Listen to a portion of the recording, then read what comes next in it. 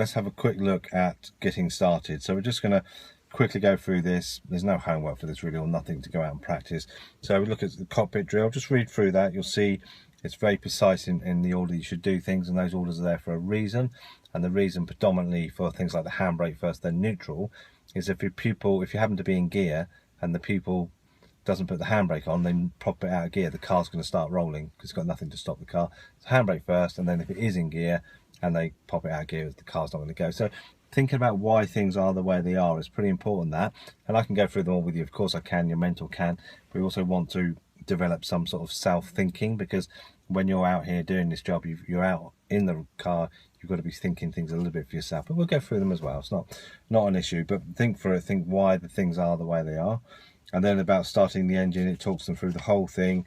Most cars nowadays want the clutch down to start it. Again, that's a safety mechanism. So if they haven't checked the handbrake neutral and they put the clutch down, again, the car's not going to surge forward. It might roll because it would take away that engine braking if the handbrake's not on, but hopefully you're going to make sure they go handbrake neutral. So from now on, I suppose there is a little bit of homework.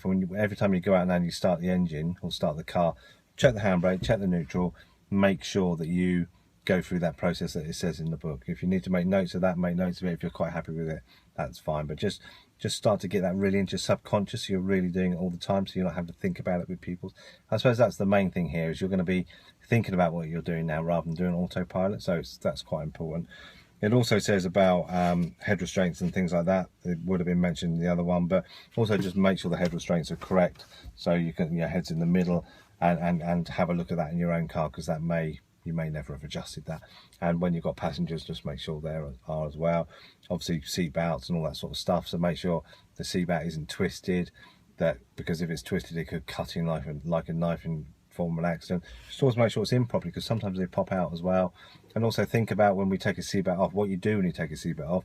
Hopefully you tend to keep hold of it and put it in, whereas you may not really be aware you're doing that. But if you don't do that, it could flop, hit you or hit the window and things like that. So again, it's about a case of just looking more into what you're doing. Think about what you're actually doing, and therefore once you understand what you're doing, you're more likely to pass that on to someone else, and you're more likely to look for it when you're teaching someone else.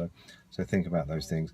Also says about starting the engine, but we're not going to worry about that too much. Just read through it and just think about it when you do it yourself.